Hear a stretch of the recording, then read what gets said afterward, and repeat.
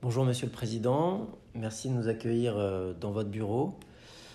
Première question, quelles seront les priorités de ces premiers mois? Alors la priorité, ça va être de manière très rapide de faire connaissance avec les nouveaux élus des 53 communes de la métropole. Il y a eu un certain renouvellement dans les différentes équipes municipales et donc dans les élus métropolitains. Et puis très vite, il va falloir partager nos visions de l'avenir, partager nos convictions pour construire un véritable projet de développement de la métropole pour répondre aux besoins concrets immédiats des enjeux métropolitains sur les questions de vie quotidienne. Je pense aux déchets, je pense à l'eau, à l'assainissement, au transport urbain. Nous sommes passés, je le rappelle, d'une communauté d'agglomération en 2014 qui avait très peu de compétences et de pouvoir à une communauté urbaine puis une métropole en 2 ans seulement, avec des élus métropolitains précédents qui avaient compris l'importance d'être la 15e métropole de France sur les 22 qu'elle compte et de construire un véritable projet collectif pour l'ensemble de nos 53 communes. Alors ce mandat justement, aura-t-il un projet phare comme a pu l'être peut-être le prolongement de la T3 lors du précédent mandat? Je dirais que dans le précédent mandat, il n'y avait pas de projet phare. Il y avait une somme de projets qui s'inscrivaient dans une vision partagée de l'ensemble des élus du territoire pour le faire grandir, pour répondre aux besoins du quotidien des habitants et pour répondre également aux enjeux environnementaux de notre territoire et de notre pays. L'ensemble des projets que nous avons menés sont articulés les uns avec les autres et n'auraient pas de sens s'ils étaient menés de manière complètement isolée. Il ne faut pas les voir comme une somme de projets réalisés les uns après les autres, comme dans un catalogue suivant les compétences de la métropole, mais véritablement comme une réponse globale à des objectifs que nous nous sommes fixés d'attractivité de notre territoire. Pour le prochain mandat, il en va de même. Nous avons des priorités qui sont fixées par des objectifs partagés le plus largement possible, répondant eux-mêmes à des impératifs liés aux enjeux planétaires environnementaux, aux questions de développement de formation professionnelle et d'enseignement supérieur de notre jeunesse, de répondre également aux besoins d'emploi de nos entreprises, d'attractivité pour les salariés et pour l'ensemble des populations, d'attractivité également touristique, sur lesquelles nous avons déjà beaucoup investi, tourisme de loisirs comme tourisme d'affaires, et de répondre finalement à chaque étape de la vie de nos concitoyens par des projets qui soient extrêmement ambitieux et qui dépassent, je dirais même, les enjeux du territoire métropolitain. Comment vous voyez la métropole dans 6 ans?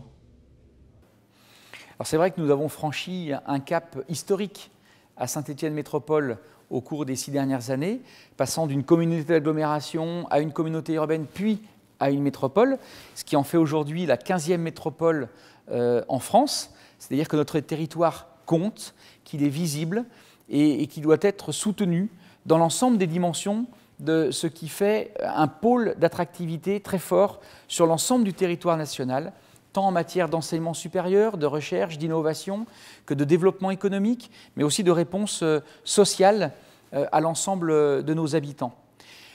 Au 1er juillet, nous avons encore pris un certain nombre de compétences supplémentaires, notamment au département de la Loire, qui va donner encore davantage d'importance à la métropole de Saint-Étienne.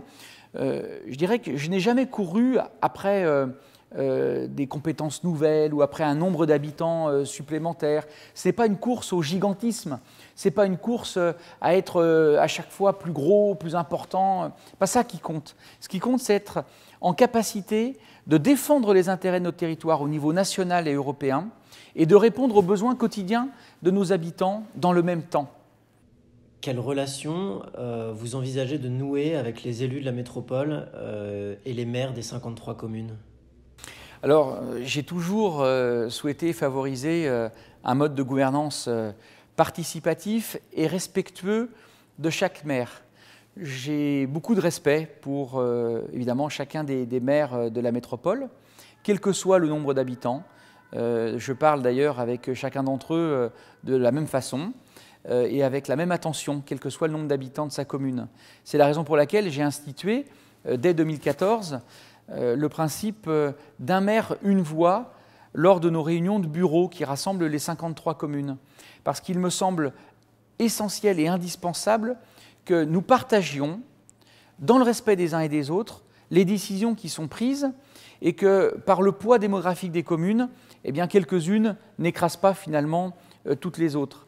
Et ça veut dire que lors de ces réunions de bureau où nous échangeons sur les objectifs, sur les moyens, sur la méthode, eh bien, que chaque maire puisse s'exprimer, ce qui est le cas, et donner son point de vue, et puis qu'au moment du vote, eh bien, le maire de la Gimont, et je le cite à dessein parce que c'est la plus petite commune de la métropole, quand il lève la main, ait autant de pouvoir que le maire de Saint-Étienne, qui est le maire de la plus grande ville de la métropole.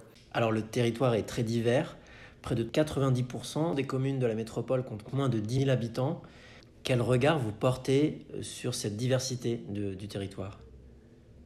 Alors effectivement, nous ne vivons pas de manière isolée. Et c'est aussi la raison pour laquelle je me suis beaucoup investi à l'Association des maires de France ou à France Urbaine qui rassemble les grandes villes et les grandes métropoles, parce qu'il est important de partager avec les collègues maires ou présidents les problématiques de nos territoires pour pouvoir les défendre au niveau du gouvernement et obtenir satisfaction et obtenir des soutiens pour améliorer nos politiques et nos résultats. À l'échelle régionale, il va de soi qu'il est important de travailler en bonne intelligence avec la région Auvergne-Rhône-Alpes, avec le réseau également des grandes villes de la région Auvergne-Rhône-Alpes, avec les voisins, Clermont-Ferrand, avec Lyon, mais également avec le pôle métropolitain qui rassemble plusieurs grandes agglomérations du bassin stéphano-lyonnais et qui rassemble une communauté de projets. Et vous savez, de la même façon que je travaille avec les maires de la métropole, quelle que soit l'appartenance politique des maires, quelles que soient leurs orientations, ils sont légitimes puisqu'ils siègent à Saint-Étienne Métropole. Ils sont légitimes puisqu'ils ont été élus maires par leurs concitoyens. Et donc, encore une fois, quelles que soient leurs convictions politiques, je travaille avec chacun d'entre eux, avec beaucoup d'énergie, avec beaucoup de conviction aussi, mais avec beaucoup de décontraction sur ce point-là, parce que nous sommes là dans l'intérêt de nos territoires, dans l'intérêt de nos concitoyens, et les évolutions politiques connues à Lyon ne m'effraient pas plus que cela. Ils sont là pour le bien commun, l'intérêt général, et ce que j'espère, c'est que j'arriverai à nouer des relations à la fois cordiales, mais également politiquement efficaces, pour pouvoir faire avancer nos projets respectifs et nos projets communs.